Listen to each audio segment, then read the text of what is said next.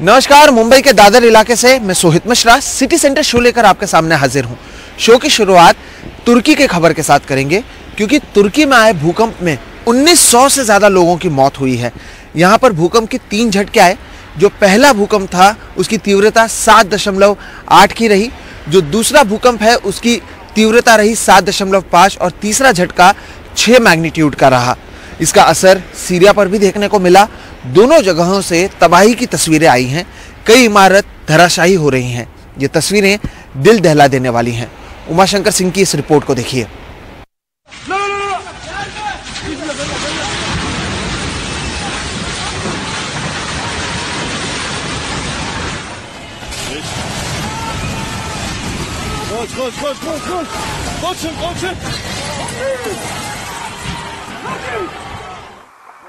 तुर्की के कई दक्षिणी शहरों से तबाही की इस तरह की तस्वीर आ रही है। मलबे में फंसे लोगों को निकालने की कोशिश की जा रही है। नुकसान इतना ज्यादा है कि प्रशासन हर जगह पहुंच भी नहीं पा रहा। स्थानीय समय के हिसाब से सुबह 4:17 पर भूकंप का पहला झटका आया। इसका केंद्र सीरियाई सीमा के करीब गाजियान्टेप में कहमानमारश के पास महसूस किया गया। इसके थोड़ी ही देर बाद दूसरा झटका भी महसूस किया गया। सो रहे लोगों को भागने का मौका भी नहीं मिला। कहमानमारश, गाजियान्टेप, आदियामान, सनलियुर्फा, दियारबाकिर और किलिस समेत करीब 1 दर्जन शहरों में कई इमारतें पूरी तरह से जमींदोज हो गई हैं।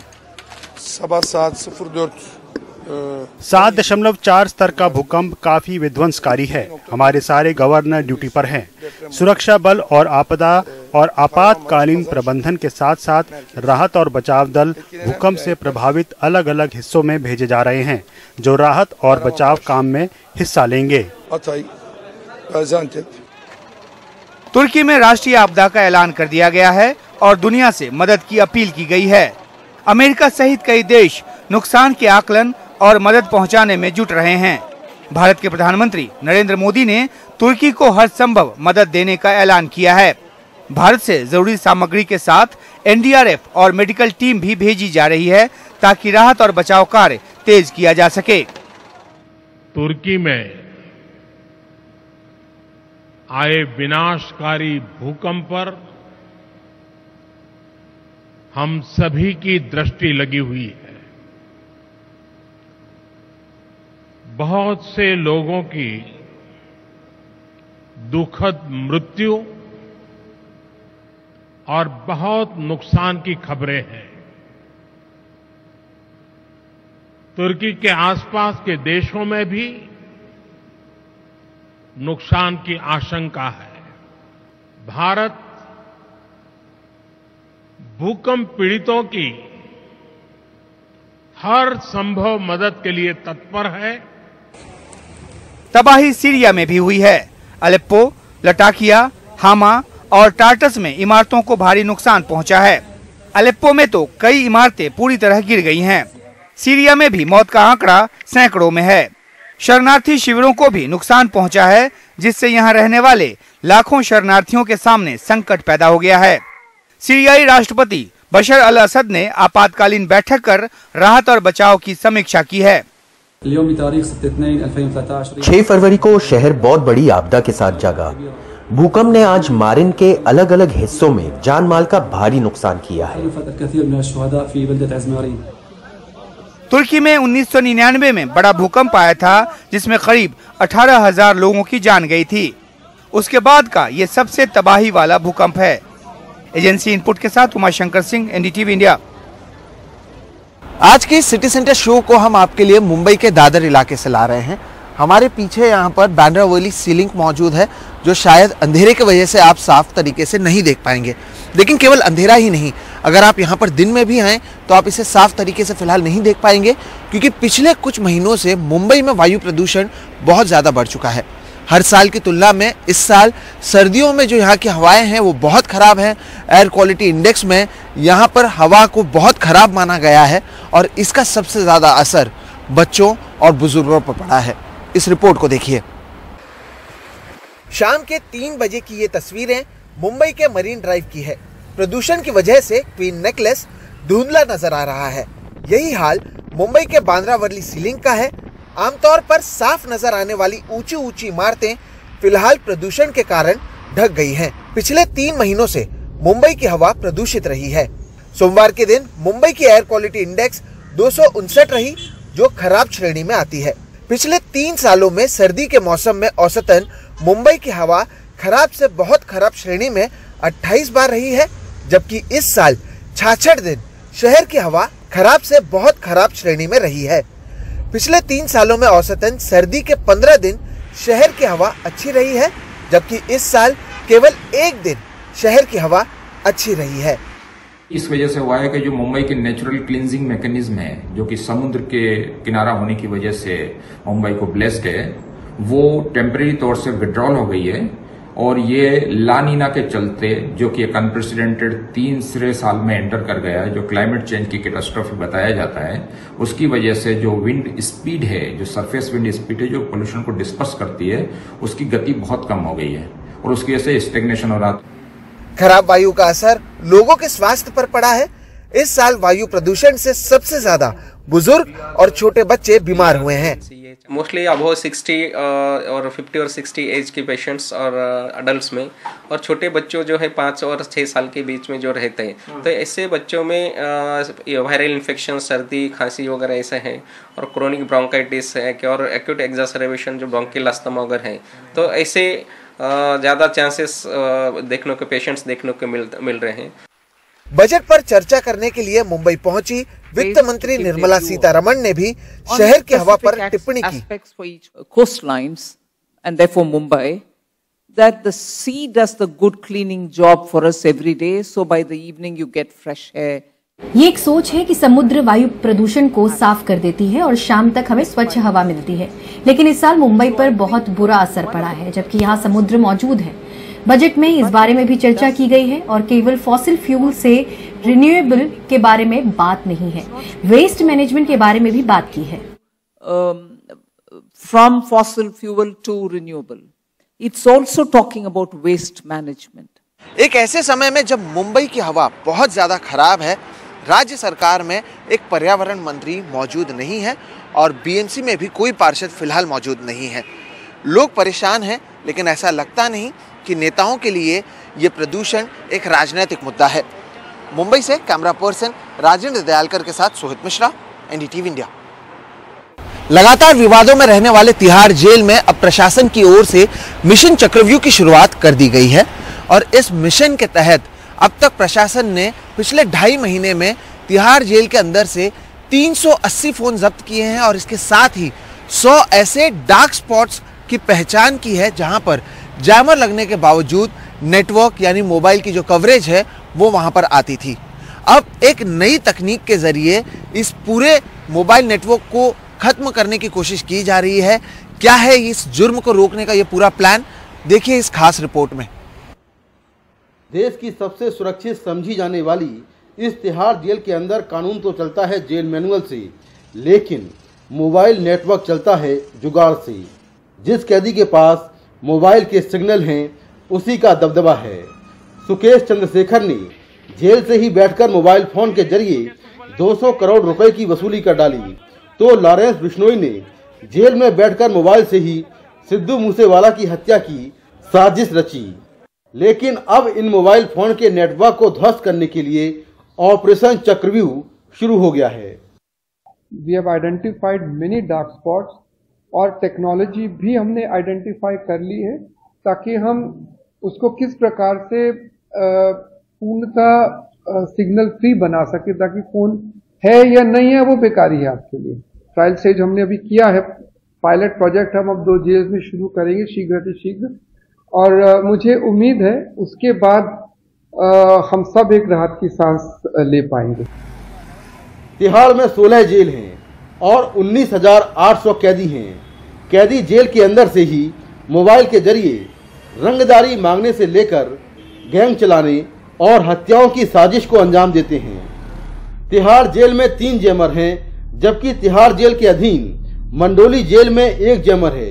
ये पुराने 2G नेटवर्क वाले हैं और इनकी रेंज 400 मीटर तक ही है, जबकि कैदी अब 4G और 5G नेटवर्क का इस्तेमाल कर रहे हैं। कैदी तिहाड़ में उन जगहों को खोजते हैं जहां मोबाइल के सिग्नल आते हैं, फिर वहीं से बैठकर आराम से फोन और वीडियो कॉलिंग करते हैं। तिहाड़ प्रशासन ने हाल ही में मैपिंग के जरिए जेल के अंदर ऐसे 100 से ज्यादा डार्क स्पॉट की पहचान की जहां मोबाइल नेटवर्क आता है। डार्क स्पॉट की पहचान करने के बाद जेलों में छापेमारी कर 2 महीने के अंदर 380 मोबाइल फोन बरामद किए गए। तिहाड़ में अब ऐसी तकनीक का इस्तेमाल किया जाएगा जिससे पूरी जेल में मोबाइल नेटवर्क आए ही ना और मोबाइल कॉलिंग पर रोक लग पाए। हाल फिलहाल खबरों में भी पढ़ा था कि 380 से ज्यादा मोबाइल फोन हम अपनी रेड्स इंटेलिजेंस डेवलप करके रिकवर कर लिए हैं और मेरा मानना है और भी होंगे। तो ये तो निरंतर प्रक्रिया है जो मेरा ख्याल चलती रहेगी, बिकॉज जब तक इसकी जरूरत है तब तक ये आते रहेंगे। इसको बंद करने के लिए कि हमें मुहिम छेड़नी पड़ेगी कि यहाँ पे फोनों का इस्तेमाल ही ना हो सके, तो उसके लिए टेक्नोलॉजी का हमें इस्तेमाल करना आवश्यक रहेगा और उसके बिना कोई चारा नहीं।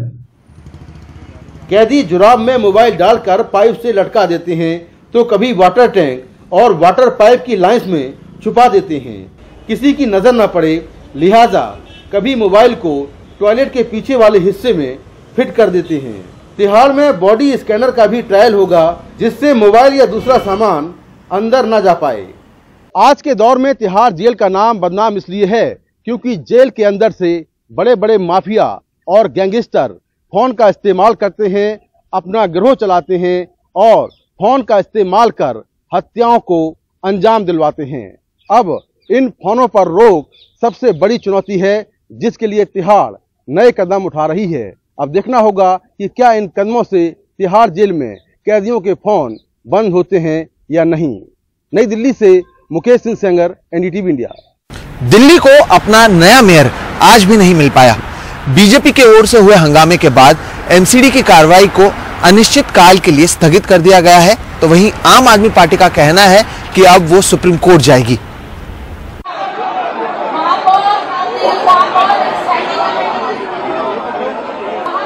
दिल्ली नगर निगम की बैठक में नारे लगाते, अपनी सीट छोड़कर वेल में आकर हंगामा करते दिखे बीजेपी पार्षद। बीजेपी ने आरोप लगाया कि आम आदमी पार्टी उनके पार्षद खरीदने और तोड़ने की कोशिश कर रही है।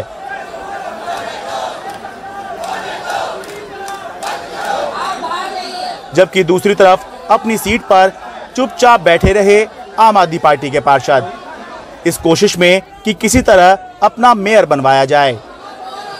लेकिन बीजेपी पार्षदों ने लगातार इतना हंगामा किया कि पीठासीन अधिकारी ने बिना मेयर चुनाव के ही एमसीडी की बैठक अगली तारीख तक स्थगित कर दी। मेयर का चुनाव नहीं होने दे रही है भारतीय जनता पार्टी। आज 7 दिसंबर को सीधे सीधे सबको बताया कि इनको 104 सीटें मिली, आम आदमी पार्टी को 134 सीटें मिली, यानी कि जनता का मैंडेट साफ है। 2 महीने तक इन्होंने आम आदमी पार्टी के पार्षदों को खरीदने की भी कोशिश की, तोड़ने की भी कोशिश की, लेकिन हमारा एक भी आदमी नहीं बिका, आम आदमी पार्टी का एक भी पार्षद नहीं बिका। तो 2 महीने से ये चुनाव होने के बावजूद, जनता द्वारा आम आदमी पार्टी को मैंडेट दिए जाने के बावजूद भारतीय जनता पार्टी अफसरों के माध्यम से एमसीडी को चला रही है और उल्टे सीधे काम कर रही है। वहां पे नहीं, हंगामा मतलब वो कुछ भी गलत बात कहेंगे तो वो मान ली जाए क्योंकि वो बहुमत में है। अगर वहाँ पे प्रिजाइडिंग ऑफिसर ने कहा कि चुनाव शुरू किया जाए और उसकी गाइडलाइन बताई और तुरंत उसके बाद में उनके नेता पक्ष जो हैं वो खड़े होकर के कहते हैं हम चुनाव नहीं होने देंगे, हमें ये मान्य नहीं है। अरे डीएमसी एक्ट के बाहर जाकर के आपका कुछ करेंगे क्या? जब उन्होंने साफ तौर पर ये बताया कि हाईकोर्ट का जजमेंट आया था, एक एल्डरमैन जिसने 2016 में आप केस किया था कि एल्डरमैन को क्या अधिकार हैं ये बताया जाए, और उस केस के जजमेंट में साफ तौर पे पहली बार जो है निकल के आया कि एल्डरमैन वोट भी डाल सकते हैं। दरअसल एमसीडी की बैठक शुरू होते ही पीठासीन अधिकारी सत्या शर्मा ने घोषणा की कि मनोनीत पार्षद भी वोट देंगे। आम आदमी पार्टी ने इस पर आपत्ति जताई और कहा कि ये असंवैधानिक है। बीजेपी ने हंगामा शुरू कर दिया। लगातार हंगामा होता रहा और सदन स्थगित हो गया। एमसीडी चुनाव जीतने और 3 बैठकों के बावजूद भी मेयर नहीं बना पाने के बाद अब आम आदमी पार्टी ने इस मुद्दे को सुप्रीम कोर्ट में ले जाने की घोषणा की है। एमसीडी चुनाव जीतने के बावजूद भी आम आदमी पार्टी अभी तक दिल्ली में अपना मेयर नहीं बना पाई है, लेकिन आज की बैठक से आम आदमी पार्टी को एक चीज तो जरूर हासिल हुई है, वो ये कि लगातार वो जो बात उठा रही थी, बीजेपी पर आरोप लगा रही थी, वो आज सही साबित हुई है। वो ये कि आम आदमी पार्टी का कहना था कि बीजेपी मनोनीत पार्षदों से वोटिंग कराने की तैयारी में है, जो कि एक असंवैधानिक काम है। हालांकि बीजेपी का कहना है कि 2016 में दिल्ली हाई कोर्ट ने इस बात की इजाजत दे दी थी, इसलिए इसमें कुछ भी असंवैधानिक नहीं है। यह तय है कि अब यह मामला सुप्रीम कोर्ट में ही निपटेगा। दिल्ली से अपने कैमरा सहयोगी सुशील लाठी के साथ में शरद शर्मा, एनडीटीवी इंडिया। इस साल आम आदमी के बजट में बेशक कटौती हुई है, लेकिन जो वीआईपी मूवमेंट से जुड़ा हुआ बजट है उसमें यह कटौती दिखाई नहीं दे रही। हर महकमा जो इससे जुड़ा हुआ है उसके बजट में इजाफा हुआ है। इस रिपोर्ट को देखिए। कांग्रेस नेता राहुल गांधी को Z+ कैटेगरी की सुरक्षा मिली है। 1.5 लाख रुपए उनकी सुरक्षा पर सरकार रोज खर्च कर रही है, यानी महीने के करीब 50 लाख। सीआरपी की जो चीफ सुजय थाउजेंड हैं वो बहुत ही अच्छे अफसर हैं, वो एसपीजी में खुद काम कर चुके हैं। उनसे ज़्यादा वो समीपस्थ सुरक्षा के बारे में कौन जानता है। लेकिन सीआरपीएफ चूंकि कई ऐसे अधिकारियों को और कई ऐसे विशिष्ट व्यक्तियों को सुरक्षा दे रही है, मैं नहीं समझता कि किसी भी तरह वो कम आप उसको आंक सकते हैं सुरक्षा देने में, और इसलिए हमें पूरा भरोसा होना चाहिए सीआरपीएफ में। वैसे वो अकेले नहीं हैं। सीआरपीएफ कुल मिलाकर 129 लोगों को इस तरह की सुरक्षा मुहैया करवा रही है, जिसमें से 21 के पास Z+ श्रेणी की है और 26 के पास Z कैटेगरी की। सीआरपीएफ की 6 बटालियन वीआईपी सुरक्षा से जुड़ी हैं। सीआरपीएफ का इस सत्र का बजट 31,772 करोड़ है। इसमें से 774 करोड़ से ज्यादा वीआईपी सुरक्षा के लिए दिया गया है। सीआरपीएफ के बाद वीआईपी सुरक्षा में जिसे सबसे ज्यादा तैनात किया गया है वो है सीआईएसएफ। जानकारी के मुताबिक सीआईएसएफ फिलहाल 144 लोगों को सुरक्षा देती है, जिसमें 9 Z+ श्रेणी के हैं और 11 Z के। इसके बाद आईटीबीपी, एसएसबी और एनएसजी लगभग 70 लोगों को Z+ और Z श्रेणी की सुरक्षा देती है। औसतन Z+ पर 50 लाख और Z पर 40 लाख महीने का खर्च आता है। वैसे इस साल बजट एसपीजी को भी 433 करोड़ रुपए सैंक्शन हुए हैं, यानी प्रधानमंत्री को सुरक्षा देने पर सरकार 36 करोड़ रुपया महीना खर्च करती है। वीआईपी सुरक्षा को लेकर सवाल हमेशा उठते रहे हैं कि सरकारें अक्सर कहती कुछ हैं और करती कुछ और ही हैं। जिन लोगों को वीआईपी सुरक्षा मिल रही है उनकी फहरिस्त भी लंबी होती जा रही है, लेकिन ये भी सच है कि सुरक्षा वाकई ही कुछ लोगों के लिए एक अहम मुद्दा है। लेकिन इसके आड़ में आम आदमी के साथ मतभेद अगर नहीं होगा तो अच्छा होगा। नई दिल्ली से नीता शर्मा, एनडीटीवी इंडिया के लिए। संसद में लगातार तीसरे दिन कामकाज नहीं हो सका। विपक्ष और सरकार के बीच जारी विवाद थमने का नाम नहीं ले रहा। संसद के गांधी प्रतिमा से लेकर सदन तक हंगामा। लोकसभा राज्यसभा में लगातार तीसरे दिन विपक्ष का हंगामा जारी रहा।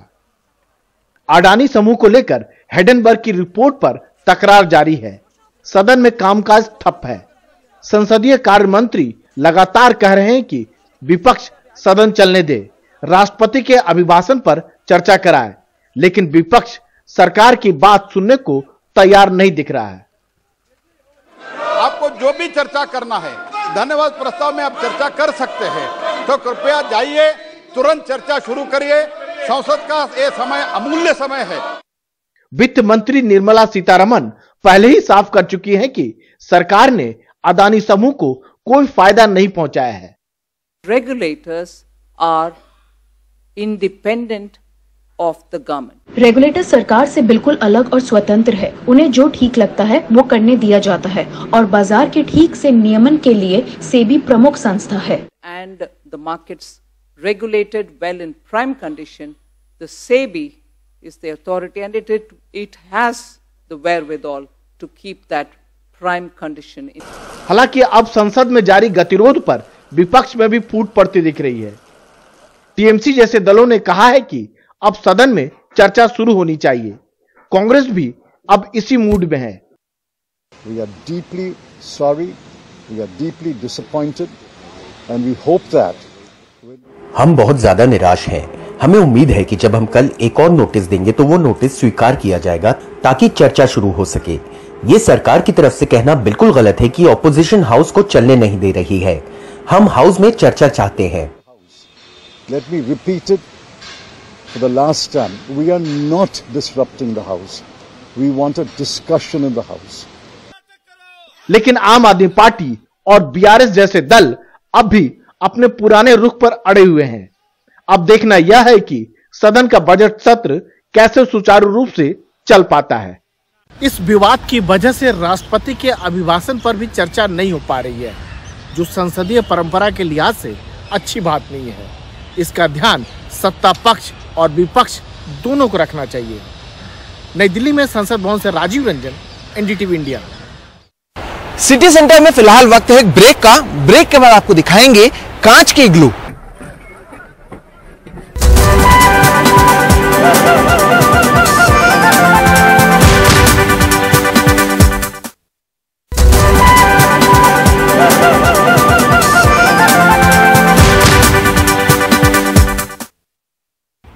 कश्मीर के गुलमर्ग में पर्यटकों को लुभाने के लिए ग्लास इग्लू बनाया गया है, जो एक ओपन रेस्टोरेंट का हिस्सा है।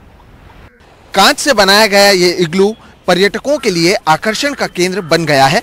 इसके अंदर बैठकर खाने के साथ बर्फीले नज़ारों का लुत्फ उठा सकते हैं। एक रेस्टोरेंट में 8 व्यक्तियों के बैठने की जगह है। कांच के ये इग्लू इतने लोकप्रिय हो गए हैं कि 10 से 15 दिन पहले बुकिंग की जा रही है। इससे पहले वर्ष 2021 में गुलमर्ग में पूरे एशिया में सबसे बड़ा स्नो इग्लू बनाया गया था, जो काफी लोकप्रिय हुआ था।